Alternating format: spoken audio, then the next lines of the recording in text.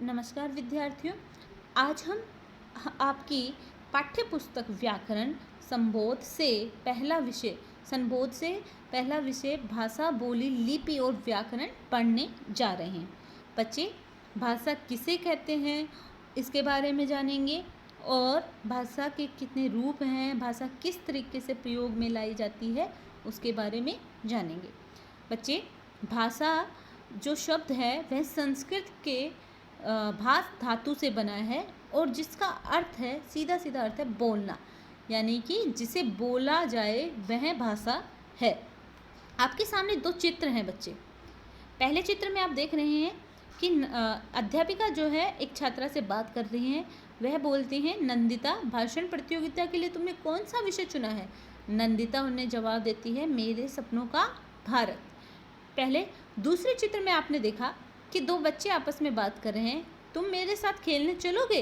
दूसरा बच्चा जवाब देता है, नहीं, घर पर कोई आया है। तो हम कह सकते हैं कि भाषा विचारों के आदान प्रदान, दूसरों की बातों को समझना और भावना और विचारों को समझना और अपने विचारों को दूसरों के समक्ष प्रकट करना किसके द्वारा संभव है? वो है भाषा द्वारा ही संभव है। आइए भाषा की परिभाषा जानें। भाषा भावों और विचारों का आदान प्रदान का माध्यम है। भाषा क्या है? भावों और विचारों के आदान प्रदान का माध्यम है। बच्चे, भाषा के दो रूप होते हैं, मौखिक और लिखित। मौखिक भाषा जिसे मनुष्य बोलकर अपने विचारों को दूसरों के समक्ष प्रकट करता है और दूसरा मनुष्य उसे समझता है, ठीक है, सुनकर समझता है, तो वह मौखिक भाषा के अंतर्गत आता है। जैसे आपके सामने ये चित्र दिया हुआ है। इस चित्र में आप देख रहे हैं कि दो पिताजी और बच्चा जो है वो आपस में बात कर रहे हैं। बच्ची बोलती है, पापा मैं खेलने जाऊं? और पिताजी का जवाब है, हाँ, लेकिन जल्दी आना। तो वह कौन सी भाषा का प्रयोग कर रहे हैं बच्चे? मौखिक भाषा का प्रयोग कर रहे हैं। आपने इसका उदाहरण आप इस तरीके से ले सकते हैं, जैसे आजकल हमारे माननीय प्रधानमंत्री जो हैं, मन की बात, उनका जो कार्यक्रम आता है वह रेडियो पे बोलते हैं और हम उन्हें सुनते हैं, ठीक है। और आजकल कोरोना के दौरान उन्होंने हमारे समक्ष आके बहुत सारी हमारा हौसला अफजाई किया है, बढ़ाया है, तो वह मौखिक भाषा के अंतर्गत आता है, जो टीवी और रेडियो इसका उच्चतम उदाहरण है।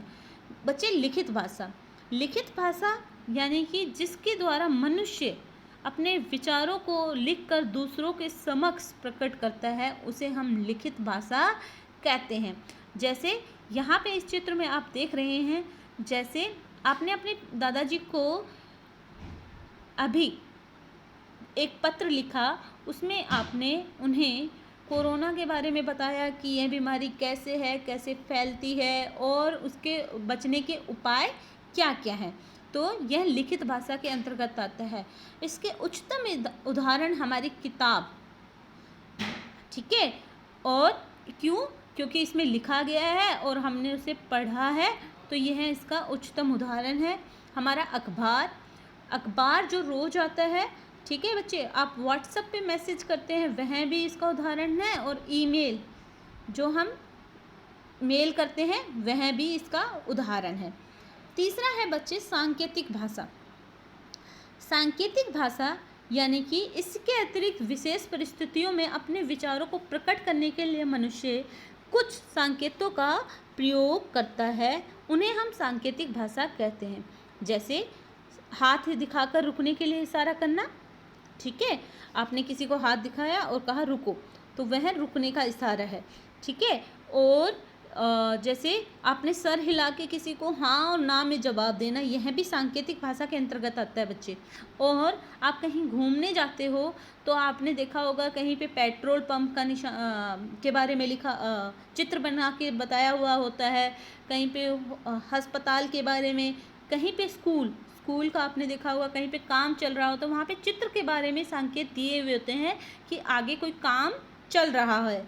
स्कूल के लिए आपने देखा होगा कि 2 विद्यार्थी बने होते हैं, एक लड़का एक लड़की, और उनकी पीठ पे बैग लगा होता है और पीछे एक बिल्डिंग होती है, तो वह स्कूल का है कि आगे स्कूल है। तो इस तरीके के ये सांकेतिक के अंतर्गत आते हैं। हमारे ट्रैफिक नियम जो रूल्स होते हैं ना, वह भी बच्चे, ठीक है। आगे है भाषाएं। भाषा, विश्व में अनेक भाषाएं हैं। कितनी भाषाएं हैं मैं आपको बता देती हूँ। 6500 भाषाएं अभी तक जो है मान्यता प्राप्त है विश्व में। भारत में भी अनेक भाषाएं हैं, भारत में भी अनेक भाषाएं हैं बच्चों, लेकिन 22 भाषाओं को संविधान द्वारा मान्यता प्राप्त हो चुकी हैं, और वह 22 भाषाएं ये हैं: हिंदी, कश्मीरी, डोगरी, उर्दू, पंजाबी। बच्चे मैं साथ के साथ बताते जाती हूँ ये कहाँ कहाँ बोली जाती है। हिंदी भाषा हमारे उत्तर भारत में बहुत अधिक प्रयोग में लाई जाती है। कश्मीरी, डोगरी और उर्दू जम्मू कश्मीर में प्रयोग में लाई जाती है। पंजाबी पंजाब में, असमिया आसाम में,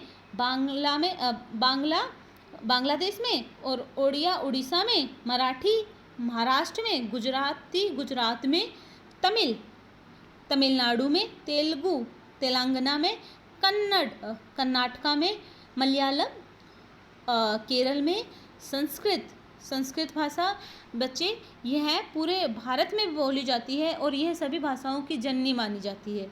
सिंधी भाषा जो होती है बच्चे, यह पश्चिमी हिस्से यानी कि गुजरात के कच्छ जिले में अधिक बोली जाती है।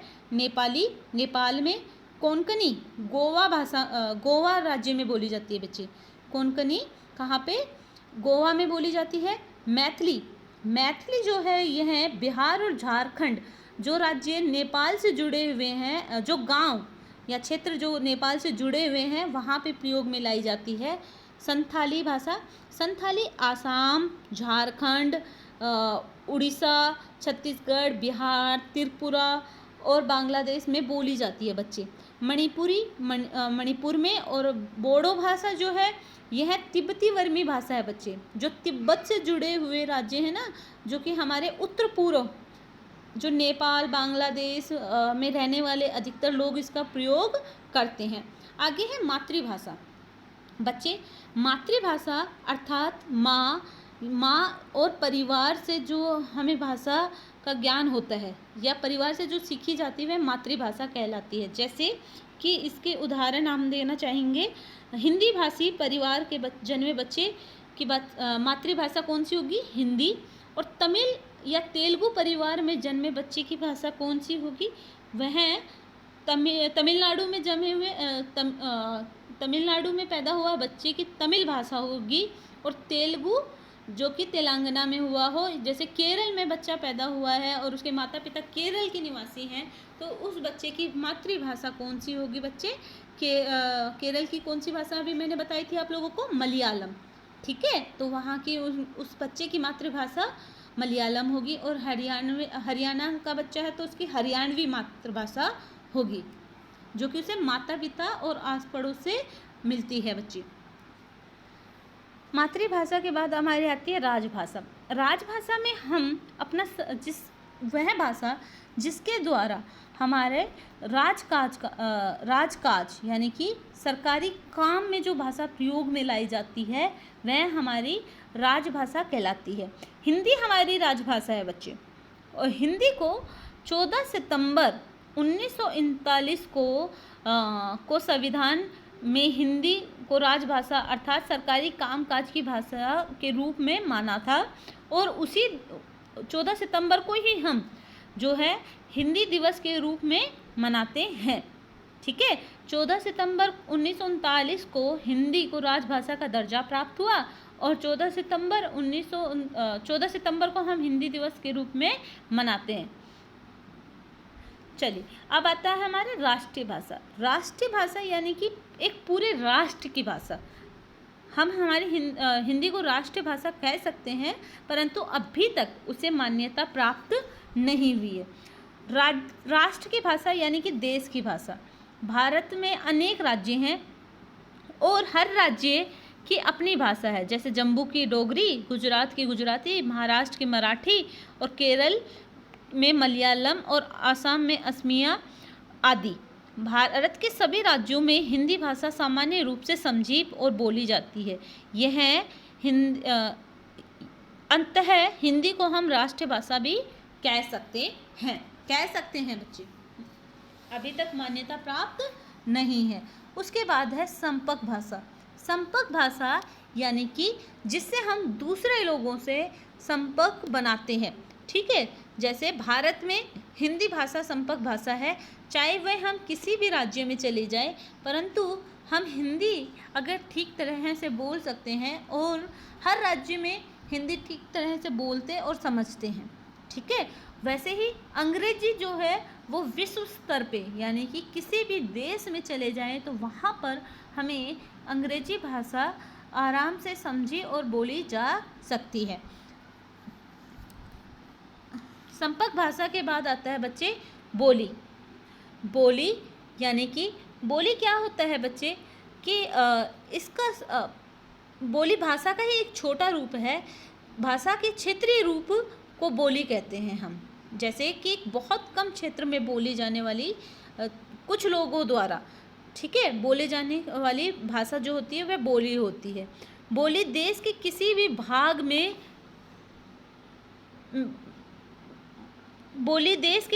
भाग में बोली जाने वाली वह भाषा है जिसका साहित्यिक रूप नहीं होता। बच्चे ध्यान से सुनिएगा, बोली का अपना साहित्यिक रूप नहीं होता या साहित्य नहीं होता है। जैसे कि आपने देखा होगा कि हिंदी भाषा में कई कविताएं लिखी गई हैं, कई उपन्यास या आप नोवेल कह सकते हैं, उपन्यास, कहानी इत्यादि लिखी जाती हैं, परंतु जो छोटे छोटे क्षेत्र में जो बोली जाती है उनसे ना तो कविताएं लिखी जाती है, ना ही इतना हमें बड़ा कुछ देखने को मिलता है, तो वह उसका क्या होता है, साहित्यिक रूप नहीं होता है। अपनी लिपि भी नहीं होती है, उनकी कोई अपनी लिपि भी नहीं होती है। बोली में 10-20 मील दूरी में हल्का सा परिवर्तन आ जाता है। बोली क्या होता है बच्चे कि थोड़ी सी दूर जाने पर वह 10 से 20 मील दूर जाने पे उसमें हल्का सा परिवर्तन आ जाता है। जैसे हमने बहुत सुना होगा कि घाट घाट पे बदले पानी, घाट घाट पे बदले वाणी, यानी कि थोड़ी थोड़ी दूर जाने पे हमारा पानी भी बदल जाता है और वाणी में भी बदलाव आ जाता है, परंतु इसके प्रचलित व सामान्य रूप में कोई परिवर्तन नहीं आता। जो प्रचलित शब्द हैं उनमें कोई परिवर्तन नहीं आता, वह जैसे हैं वैसे ही रहते हैं। जैसे कि आपने देखा होगा ब्रज बोली, ठीक है, और अवधी और खड़ी बोली, जो कि खड़ी बोली आज के जो हमारे वर्तमान समय की हिंदी है उसी का ही रूप ले पाई है। किसका? खड़ी बोली का रूप ले पाई है, जिसका आज हम प्रयोग करते हैं, ठीक है बच्चे। तो कुछ भाषा बोली जो होती हैं जो जैसी हैं वैसी ही रहती हैं और उनका साहित्यिक भी लिखा जाता है, और परंतु अधिकतर बोली कम लोगों द्वारा बोले जाने वाले छोटे से क्षेत्र में बोली जाने वाली भाषा होती है और इसका कोई साहित्यिक रूप नहीं होता, इसकी अपनी कोई लिपि भी नहीं होती है। अब आते हैं लिपि। लिपि किसे कहते हैं बच्चे? भाषा का मूल रूप मौखिक है, जबकि लिखित रूप के बाद में विकसित हुआ है। बोले जाने वाली ध्वनियों को स्थायी रूप से प्रदान करने के लिए चिह्न निश्चित किए जाते हैं। ये चिह्न लिपि कहलाते हैं बच्चे। जैसे कि किसी भी भाषा के वर्णों को लिखने की विधि लिपि कहलाती है। किसी भी भाषा को लिखने की विधि क्या कहलाती है? लिपि कहलाती है। जैसे हिंदी में आप लिखते हो अ, ठीक है, आप अनार लिखते हो, आपने ऐसे लिख दिया, ठीक है। आपने सेब लिखा, आपने ये लिख दिया। परंतु आप अंग्रेजी में लिखते हो तो ABC, ठीक है, ये लिखते हो, और आप लिख देते हो एप्पल। तो ये क्या है? अल्फ़ाबेट। ये अंग्रेजी लिपि है और ये हिंदी लिपि है बच्चे, ठीक है। तो हम क्या कह सकते हैं? किसी भी भाषा के वर्णों को लिखने वाली विधि लिपि कहलाती है। जैसे यहाँ पे मराठी दी गई है, हिंदी दी गई है, ठीक है, और यहाँ पे उर्दू भाषा भी दी गई है, गुजराती भी दी गई है, बांग्ला भी दी गई है। यहाँ बहुत सारी भाषाओं की लिपि लिखी गई है बच्चे, ठीक है। यहाँ पे कुछ लिपियाँ बताई गई हैं कि कौन सी भाषा की कौन सी लिपि है। जैसे संस्कृत भाषा की देवनागरी है, हिंदी की देवनागरी है, मराठी की भी देवनागरी लिपि है और गुजराती की भी देवनागरी लिपि है। परंतु अंग्रेजी, फ्रेंच, स्पेनिश और जर्मन की रोमन है बच्चे, इनकी रोमन लिपि है। उर्दू की कौन सी है? फारसी। अरबी की अरबी है और पंजाबी की गुरुमुखी लिपि है और असमिया की देवनागरी लिपि होती है बच्चे। ये इन भाषाओं की लिपि है जिसके द्वारा हम पहचानते हैं कि ये लिखना कैसे होता है।